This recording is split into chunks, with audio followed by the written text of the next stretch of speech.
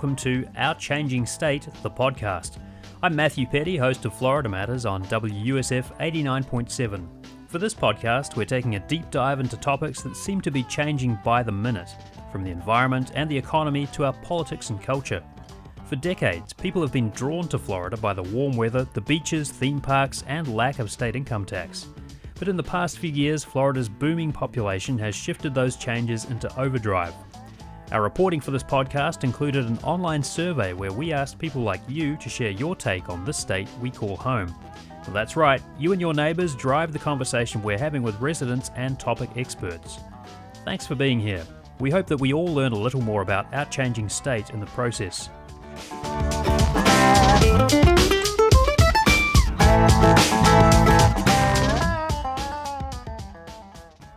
Today, we're turning to Florida's cultural history, how we see ourselves and how the rest of the world sees us, and how that's changing. Community members said they like the diversity and the infusion of new cultures, old and new, and how the natural environment is an integral part of our identity. And we heard your concerns about the recent culture wars and how it and the impact of rapid change on Florida's different communities could be creating new tensions. We'll put those questions and concerns to our expert panel later in the show. First, though, we visit Tampa's historic Ybor City neighbourhood. WUSF's Denora Prevost met with Ormond Derrick outside a coffee shop on bustling East 7th Avenue, the thoroughfare lined with the area's iconic archway lights. They talked about Derrick's childhood in Ybor City, a move to rural Pasco County, and how the 25-year-old has seen both neighbourhoods change. So just tell me about what it was like to grow up here. Growing up here, it was different. Different's probably the best word to describe it. And you could say that for about a lot of places in Florida, but Tampa's kind of a special spot that we have. We're, 20 minutes from St. Pete. We have the huge Cuban influences, the German influences, Spanish, Irish influences. Every immigrant really has passed through and come to Ybor and made it what it is. But what made it so special was just the sense of community and the sense of kind of just acceptance that was here, regardless of who you were, because it's the immigrant district. It's where everyone came to find a new home. And that really transcended generations, even from the original generations that first migrated here. The Cuban immigrants in the late 1890s, early 1900s, from the first wave of Cuban migration up until now, and people coming here.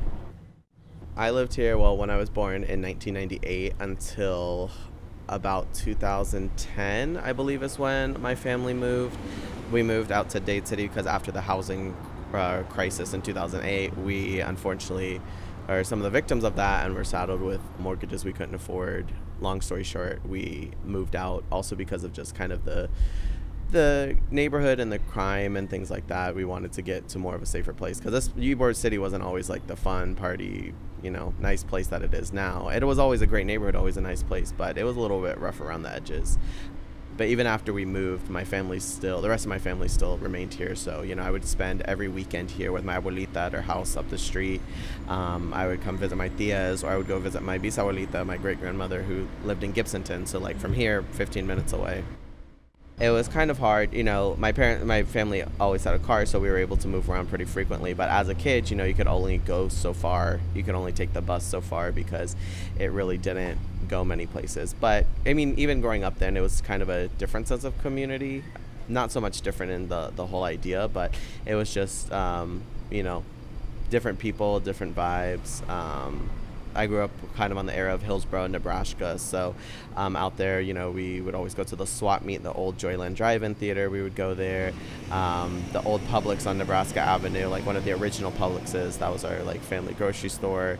We'd always go to. And then the Nebraska Mini Mart, which is now some restaurant, I think, still called the Nebraska Mini Mart. It actually used to just be a mini mart. And there's, I can't remember his name, but a really nice old, immigrant guy who ran the shop and would always give me and my sister lollipops when me and my dad would go get a gallon of milk or just some eggs or anything we might need from the corner store down there. But it was just a sense of community, a community that exists here in Ybor, but in a different sense as all of Tampa does. We all looked out for each other. Do you feel like that sense of community is still here been over 10 years since you moved away? Yeah, I think it still is here, and I still come back to Ybor all the time. My family's still here, so I'm here all the time. And I think there'll always be the sense of community in Ybor, but I feel it's definitely been changing a lot with gentrification, all the housing developments, and you can even see it on the streets of Ybor. Like, one thing I've noticed personally as growing up as a kid is there seems to be a lot more homeless people lately just on the streets. I think about it as they just have nowhere else to go. Do you miss like the Dade City area at all? Yeah, I do. I still have friends. One of my best friends, actually, I met in high school. Their family still lives out there, and my mom still lives out there. So I go out there pretty frequently, and it's nice to get away. It's nice, kind of that small town vibe. But even then, like, it's crazy to see so much of Florida is changing. Even Dade City is. Like, I didn't realize how many people are moving to Dade City. If you look around, just how much even the roads are changing. Like, it used to be a little 2-lane highway, and now it's turning into 4, 6 plus lanes of just giant subdivisions, and all the forest and the natural landscape is being torn down to build all these houses, and it's really crazy to see, because when I moved to Dade City, no one knew about it. It was still this little small country old Florida town, and so much of it is changing. Honestly, it's a little bit scary, and it makes me kind of sad. I welcome the change, because if you've known anything about Florida, if you're a native-born Floridian or you have become a Floridian just by moving here and embracing what Florida is, Florida has changed. That's the only thing constant about Florida is change. Whether a hurricane is coming to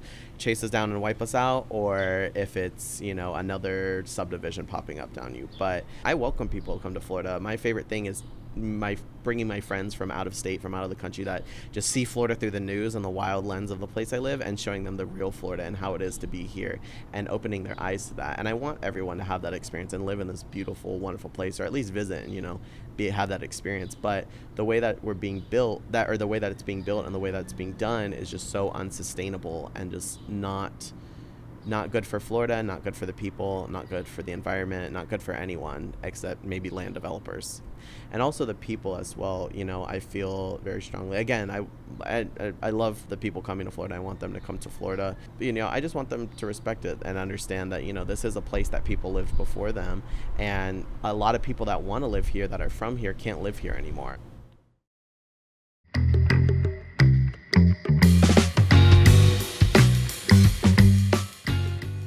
If you'd like to hear an extended version of each episode of Our Changing State, or if you'd like to listen to archived episodes of our weekly show, Florida Matters, visit our website, WUSFnews.org.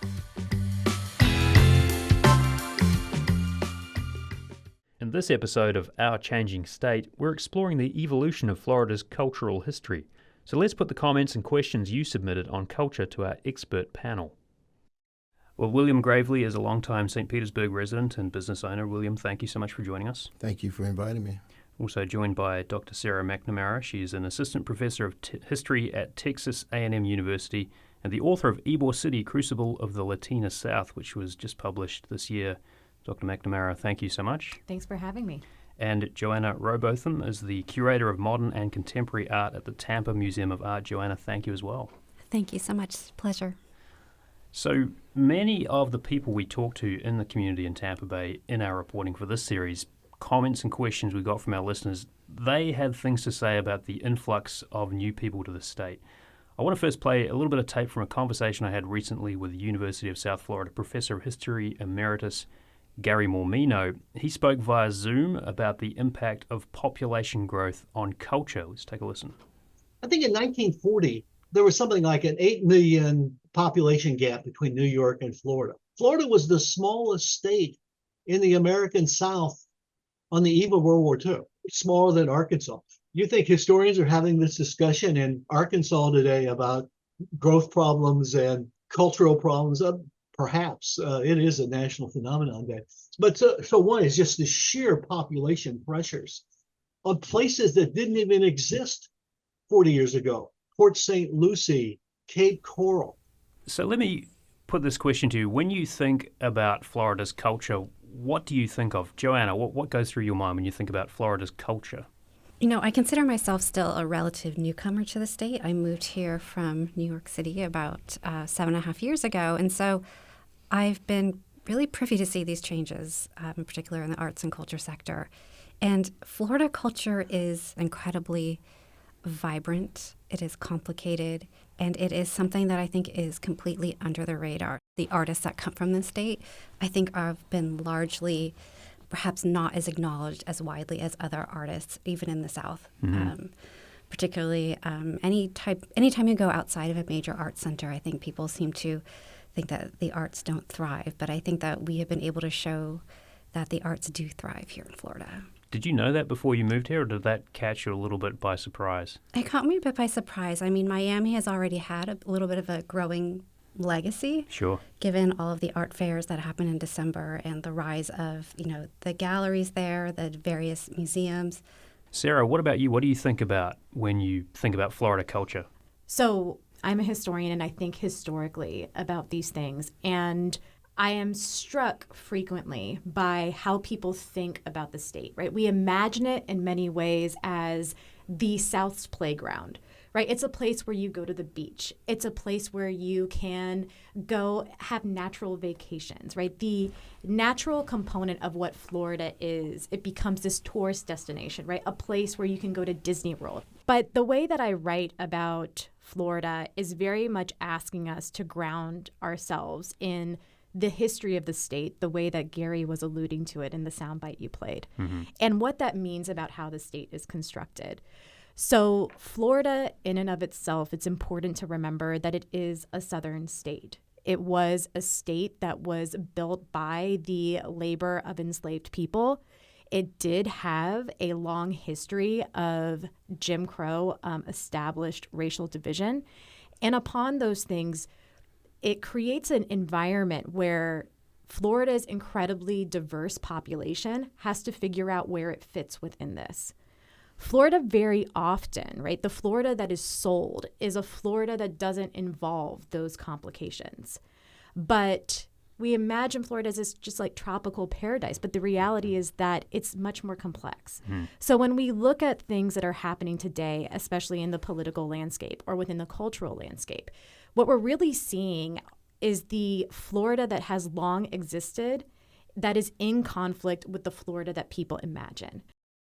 William, what's your take on Florida culture? Florida culture is very diverse in terms of culture, social, economic status, all of the things that Dr. McNamara just alluded to are very, very true. And there's still a big social economic divide, and I'm witnessing it for myself in St. Petersburg in terms of the gentrification of our neighborhoods. All of the poor and homeless people have been pushed out of downtown because of all the high rises. There's been little or no infrastructure or any kind of thing to help those who are struggling. People are being totally priced out of anywhere to live.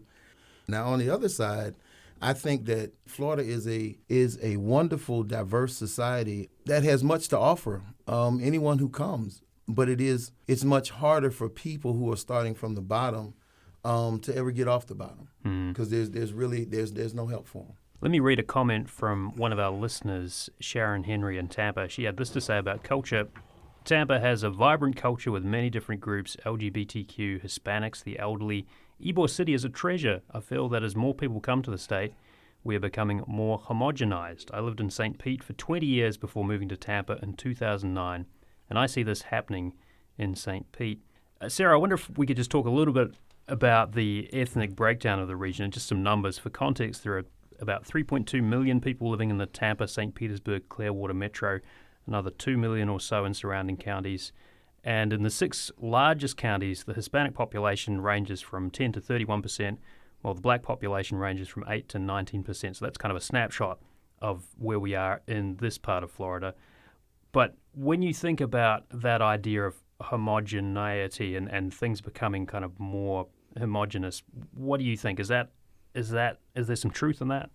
Right. So I would ask the listener to look around where she lives and to think, if I walk outside of this neighborhood, what does this look like? One of the interesting things about Ybor City is that it kind of falls into this. There's the Ybor that people can imagine that it was, right? This place where you can go to the Columbia restaurant or you can go to the new Italian restaurant, right? Santo Stefano, that's down there. But if you walk outside of 7th Avenue, Ybor City is at its heart a Black community now, right? It is one of the areas where there is affordable housing, but it is also a place that was once a Latinx community. And that shift wasn't a comfortable thing that happened. And still there is much resistance over whose legacy owns this area and what does memory look like. So I wouldn't say that we are in any way homogenizing. I think looking at Florida, looking at demographics as they are, Florida is one of the most ethnically and nationally and racially diverse states in the U.S. South. That's something that makes it different than other states in the southern region, especially where there is a majority white or Black population with a smaller Asian subset, or where there has been a recent Latinx increase. I would push against the idea of homogeneity and ask the listener, to go in different areas and walk outside of what feels most comfortable to them. I wanted to also just play another soundbite from Gary Mormino, who had this observation about culture in Florida. Let's take a quick listen. Culture is political in Florida, be it relationship with Cuba, slave heritage, homelessness, et cetera. I mean, you just go on. Florida is kind of a touchstone to America today. Every issue that's a hot issue in America either begins in Florida or it's defined in Florida. Immigration has been an issue for decades and decades. And you can just go on. And Florida is a major player. William, when you think about the Florida that you knew growing up and then compare that to what we are now, what do you think? And I wonder if you sort of see an increase in people being judgmental or less accepting. Like, how do you think that culture has changed? Having lived here for most of my life, I see and feel the changes in the temperature, the just how so many things have changed. And now with the increase of the population and all of these people moving from other places who think that $1,800 a month for a studio apartment is a bargain, that's a problem when most people here still make less than $20 an hour. We've just getting, like I had a conversation with my nephew and one of his friends the other day. Said, yeah, we're making more money, but it costs so much more to live. We're still just breaking even. And then also, I mean, when we talk about culture, I think particularly because we're in a present state of so many culture wars being fought, I'm kind of with Dr. McNamara. If people would come out of their four walls and get to know some people, and I just see Florida as, on one hand, we're diverse and people don't know how to get along, but on the other hand, I think if we start taking more attitude to be nice and be courteous and be kind and to get to know other people, it will be so much better. Sarah, I wanted to come back to Gary Mormino's point about culture being political. What's your take on that? I 100% agree with Gary. The more divergent, right, that things become, there is a subsect of the population that will align with the rhetoric that we oftentimes hear is as though there was a time when everything was easy for everyone or when everything was really simple. And the people for whom something was simple, there's generally a large portion of the population for whom it was not simple. Right? So the laws, the emergence of things like culture wars or denying COVID or pushing against public health, right? There are certain people for whom that is beneficial. And then there is a broad majority for whom it is not. The difference is how it's able to be politicized and how it is able to bifurcate a population. The difficult thing is that there can be a broad swath of people who are like, I agree with this, but I don't agree with that, where it isn't necessarily as simple. Many of the shifts that occur or the environment that we see right now, it will take meaningful collective mobilization to undo, because many things have been done legally and they have been done structurally. And those are shifts that we have to come to terms with and figure out, where does community say, right, this isn't necessarily who we are, right? This is who a certain subsect is, and how to make that operate. Doing that means all of us having a moment where we sit down and we reckon with the current moment that we're in and think, how do we get to the place where, when you're walking down the street, right, and you're in the midst of June, where there are ample pride parades, right, that is a part of the community, where there are, drag shows are a part of the landscape of Florida and long have been a place where that is, where Black communities can access affordable housing the way that William's talking about. All of that has a place here, but it just means thinking about Florida beyond the headlines. Joanna, let me ask you, I mean, what do you think is possible? How are you going to see the Florida that you love kind of embodied in the culture we take forward from here? There is so much more to Florida than just, say, beautiful, utopian landscapes. That the arts here are complex. The artists that work here are incredibly smart and talented, and their work is worthy of national, international attention. We have been speaking with Dr. Sarah McNamara, Assistant Professor of History at Texas A&M University and author of Ybor City, Crucible of the Latina South. Sarah, thank you so much for joining us. Thanks for having me. Also joining us today, William Gravely, longtime St. Petersburg resident and business owner and educator. William, thank you so much. Thank you for having me here. And Joanna Robotham, Curator of Modern and Contemporary Art at the Tampa Museum of Art. Joanna, thank you. Thank you. Thanks for listening to Our Changing State. Find more details about this series from WUSF Public Media, including photos of the people we're meeting across the Tampa Bay region on our website, wusfnews.org. Find us on Facebook and Twitter. You can also stream our weekly show Florida Matters every Tuesday at wusfnews.org. Our producer and reporter for this episode is Denora Prevost. Our podcast producer is Scott Wachtler. We also received support for this week's episode from engineer Jackson Harp, digital editor Carl Lischendrello, and news director Mary Shedden. I'm Matthew Petty. Thanks for listening.